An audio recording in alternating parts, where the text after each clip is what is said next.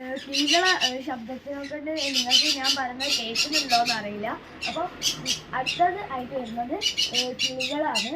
ഈ രണ്ട് കിളികളാണ്. ഇതിനകത്ത് ഒരു കിളി മെയിലും ഒരു കിളി ഫീമെയിലും ആയിരിക്കും. അതറിയാൻ വേണ്ടിയിട്ട് അതിൻ്റെ കാലിൽ കണ്ടോ ഒരു ചെറിയൊരു ബാൻഡ് പോലത്തെ. അപ്പോൾ ഇതിൻ്റെ അകത്ത് ഒരു എഗ്ഗ് ഉണ്ടാവും ഇവരുടെ. അത് ഫേക്ക് എഗ്ഗ് ഇതിൻ്റെ അകത്ത് അവർ അടിയിരിക്കാൻ വേണ്ടി വെച്ചിട്ടുണ്ട്. ഇതിൻ്റെ അകത്തൊക്കെ അങ്ങനെ തന്നെ. ഈ ബോക്സ് അതിന് വേണ്ടി മുട്ട ഇടുമ്പോൾ ഇവിടെ ഇതിൻ്റെ അടിഭാഗത്ത് ഒരു എന്താ പറയുക വുഡിൻ്റെ ഒരു ഇതുണ്ടാവില്ലേ, അതാണ്. അടുത്തതും സെയിമാണ്. പിന്നെ താഴത്ത് കൂട്ടിൽ കിളിയുണ്ട്, പക്ഷെ അത് ഇതിൻ്റെ ഉള്ളിലേ പോയിട്ടുണ്ടാവും, അവിടെ കാണുന്നില്ല. അടുത്തത് ഇവിടെ രണ്ടെണ്ണം ഉണ്ട്, അതേപോലത്തെ സെയിമാണ്. ഇവിടെ സെയിം അല്ല ദിക്ക്.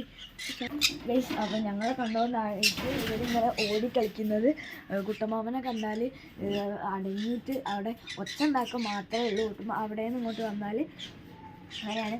ഇത് കണ്ടോ, ഇതും അതേപോലെ ഇതൊക്കെ എഗ്ഗ് ഇടാനുള്ള സ്ഥലമാണ്. ഇത് കുറച്ച് യെല്ലോ കളറാണ്. ഇതും സെയിമാണ്. ഇതും സെയിമാണ്. ഇത് യെല്ലോ കളറാണ്. അവിടെ കണ്ടത് ഗ്രീനായിരുന്നു അതിൻ്റെ പുറത്ത്. ഇനി അടുത്തത് ഇതിൻ്റെ പേര് മാത്രമേ എനിക്ക് അറിയുള്ളൂ. സൺകൊന്യൂർ എന്നാണ് ഇതിൻ്റെ പേര്. നിങ്ങൾക്ക് വേണമെങ്കിൽ ഈ കിളികളൊക്കെ വാങ്ങാം. എന്താ പറയുക, അതിനായിട്ട് ഞാൻ പിന്നെ അടുത്ത വീഡിയോയിൽ ഒരു നമ്പർ ഇടുന്നുണ്ട്. അതിൻ്റെ അകത്തേക്ക് വിളിച്ചാൽ നിങ്ങൾക്ക് ഈ കിളികളൊക്കെ വാങ്ങാവുന്നതാണ്. ഇതിൻ്റെ അകത്ത് കുറേ കിളികളുണ്ട്.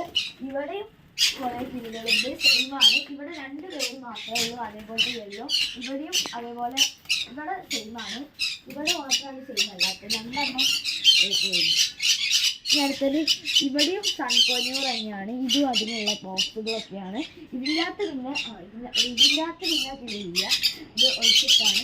കുറേ കിളികൾ ഉണ്ടായിരുന്നു, അതിനൊക്കെ വിറ്റതാണ്. അപ്പോൾ ഇന്നത്തെ വീഡിയോ ഇത്രയേ ഉള്ളൂ. Bye guys.